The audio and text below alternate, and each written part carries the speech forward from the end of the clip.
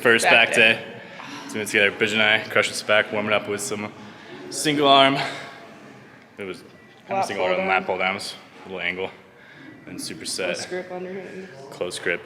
Supinated row. A little medium supinated row. But here, go for it. Close grip. Get it.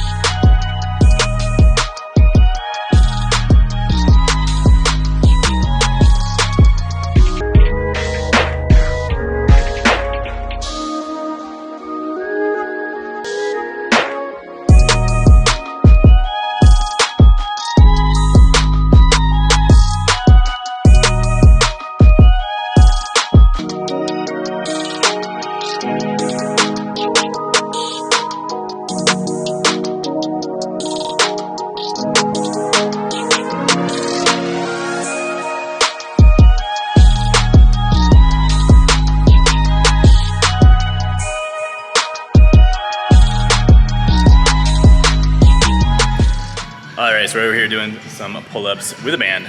One thing I will say for a lot of people is, especially if you're trying to really work on those lower lat fibers, you really want to get yourself as supported or as comfortable as you can get yourself to still really contract in those muscles. What I mean by that is she and I can definitely still crank out about maybe 8 to 12 repetitions with a regular body weight pull-up, but it's really hard to still drive that form and really focus on that squeeze that we really want to. So even versus like a lat pull down or something like that, get yourself as supported as you can, even sometimes chest supported, laying in an angle to really, again, drive those elbows where you need to be to get that good squeeze and focus on that form. So it's okay to use a band, or it's okay to go lighter weight or modify things to make it easier.